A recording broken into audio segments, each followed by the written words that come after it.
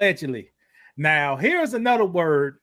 We got 10 minutes left. Here's another word that I hear too often, Brandon. What is that?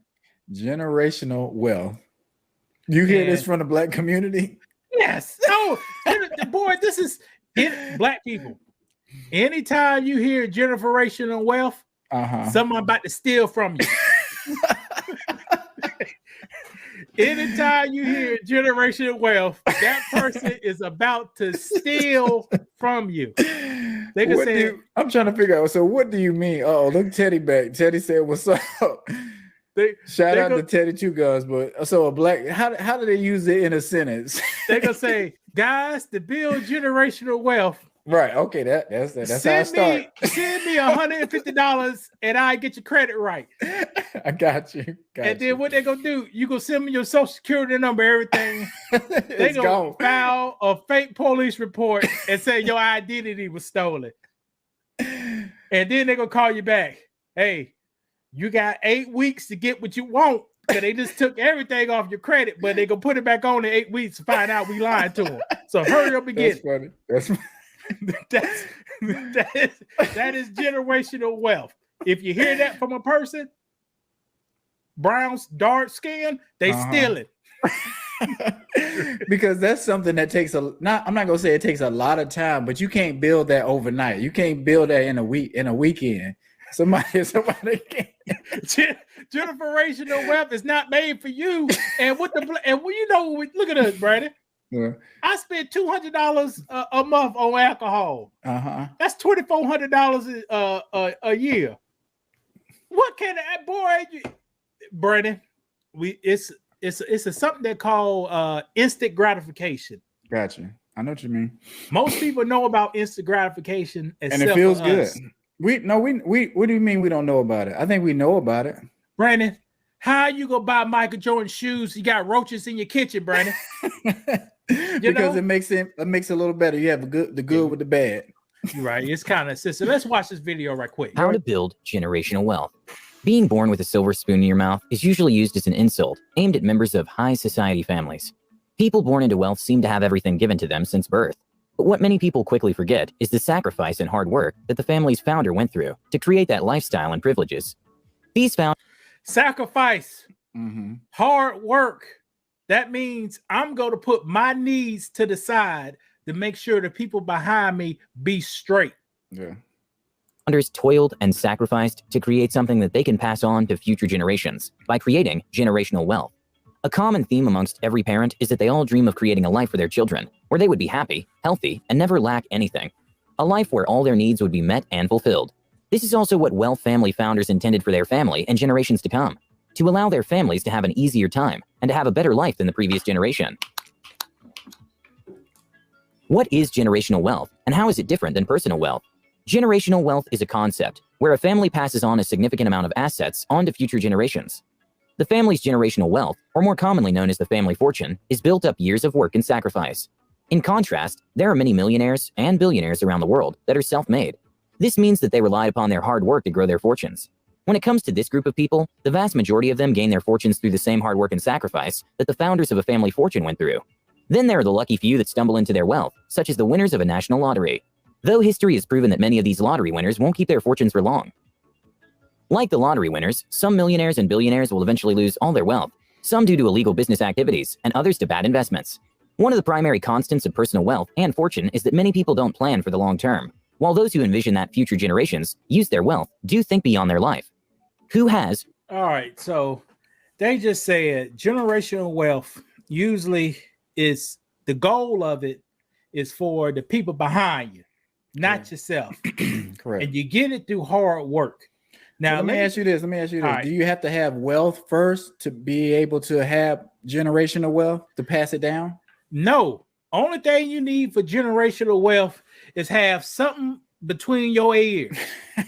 That's the only thing you need between your ears and action. Mm-hmm. One of the good things to build generational, wealth. Correct. That's how you say it. Yeah, generational wealth. Go ahead. One of the biggest builders of it is owning a house. Mm-hmm.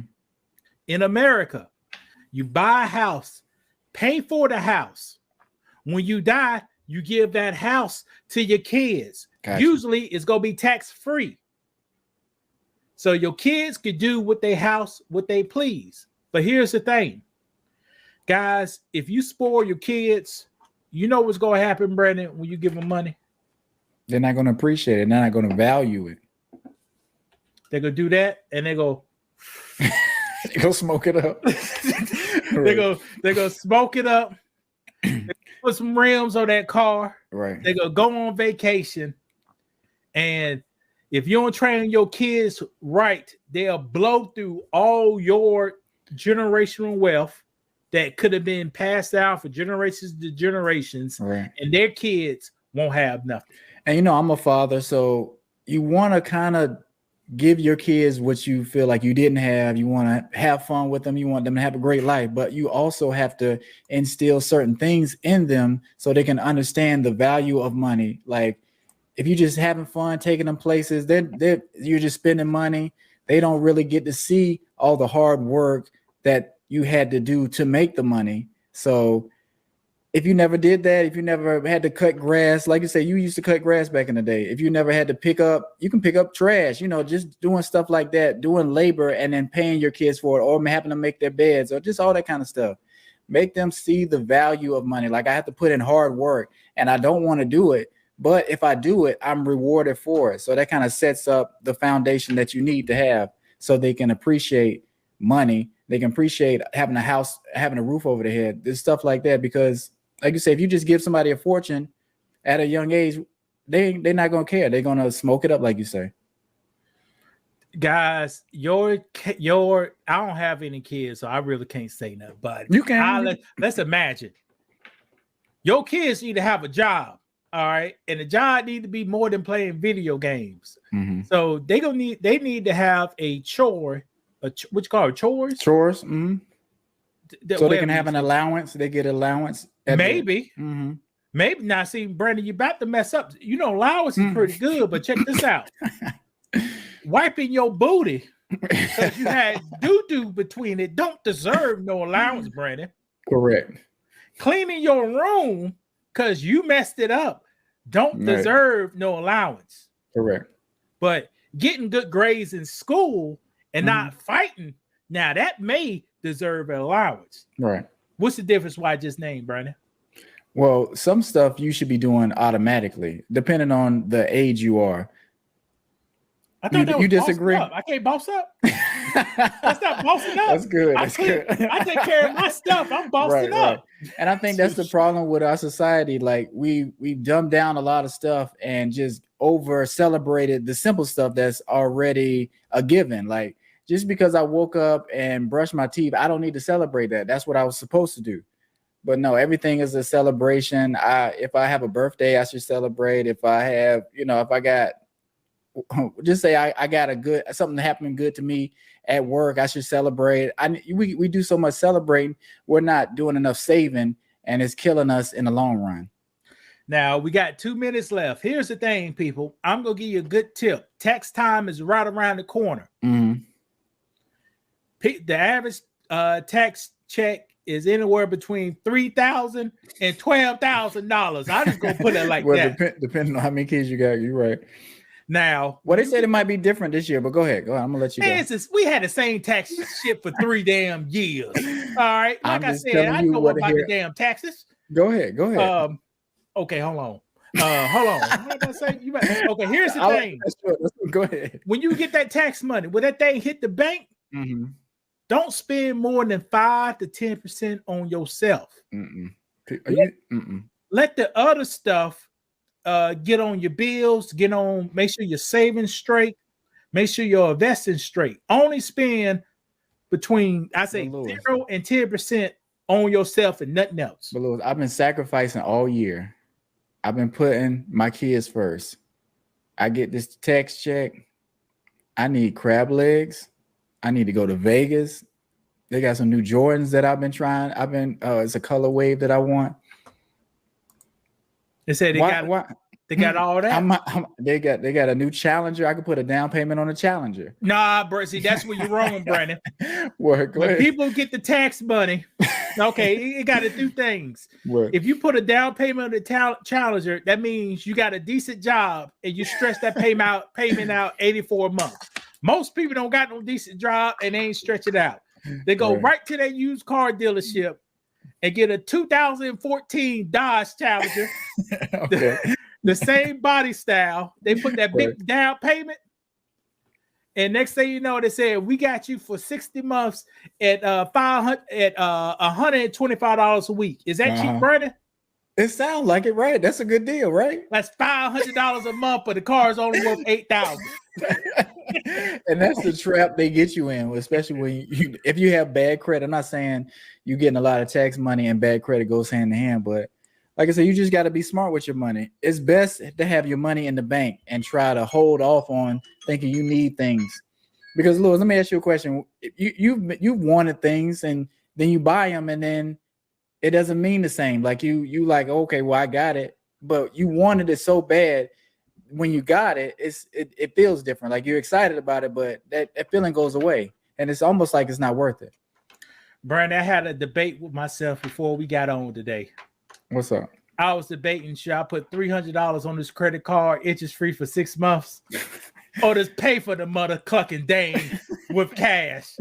And I told myself, Louis, quit nickel or diming yourself all the time. I got nickel, but that keeps me kind of straight. Yeah, and you got to do what works with you. You can't. We ultimately want to be saving for the most part, but do you deserve some stuff here and there? Yes. And Marcus said, "Go ahead." Marcus, you are correct. 2023 is all about stacking up. The goal for the federal government reserve is to crash the market. Mm-hmm. The guy who's in control of the money, he said Americans have too much money in savings, and he wants that money to disappear. The only way that money can disappear is people have to lose their jobs. So get ready for more scamming. Get ready for more people busting the back of your windows to take your cell phone. Get ready for more people snatching purses, and also getting ready for the big women's putting them crab legs under their titties and walking them out of Walmart.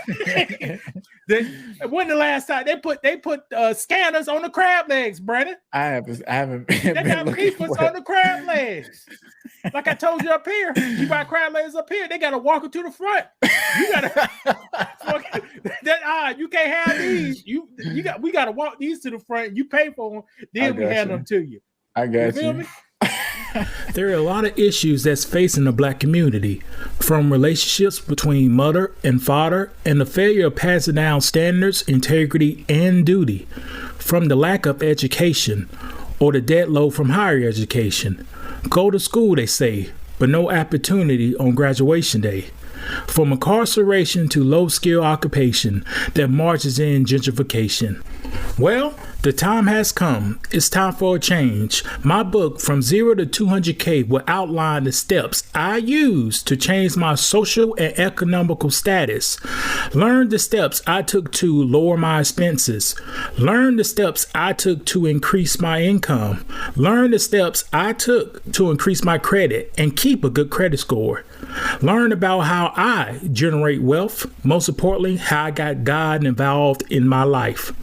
By the time you finish this book, you'll be ready to control your finances with a renewed vigor, knowing that you can accomplish your goals if you apply yourself and make good decisions over the long term. From 0 to 200K with faith, relationships, strippers, jobs, college, hustles, and heartbreak taught me about finance. It's a must read for every Black person in America. Hit the link below and let's get to work.